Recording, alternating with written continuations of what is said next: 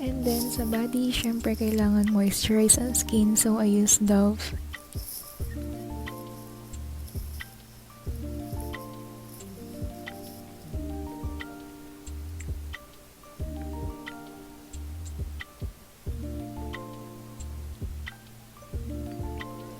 And, charan!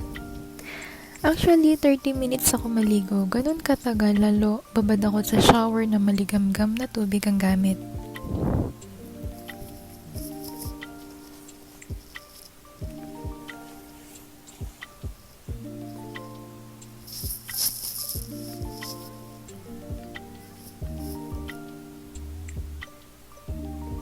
And ito na mga bagay na hindi dapat mawala after ko mag-bath.